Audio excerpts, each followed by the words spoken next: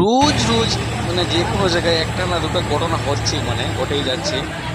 তো কারণ হলো আমাদের নর্থ ইস্টের মধ্যে আসাম বলো, মেঘালয় বলো, যে কোনো জায়গা বলো, হয় রাস্তার কারণে বা যে কোনো কারণে বা গাড়ির কারণে একটা না দুটো ঘটনা হয়েই যাচ্ছে অ্যাক্সিডেন্ট। এটা হলো আমাদের আসাম বরাকভ্যালি ঘটনা। এটা মধুয়া বলে একটা জায়গা আছে, এই জায়গার এখানে পুলিশ ব্যাংকের গাড়িটা ঢুকে গেছে। তো আপনারা দেখতে পাচ্ছেন বর্তমানে মানে ট্রেন এসছে দিকে একটা, তারপর পিছন দিকে আরো ট্রেন আছে। তো এটার মাধ্যমে আপনারা দেখতে পাবেন এই পিছন দিকের ক্যামেরা দিয়ে দেখাচ্ছে আপনাদেরকে চেক করেছে পিছন দিকে একটা আছে, পুরো 3-4টা ক্যারিং আছে।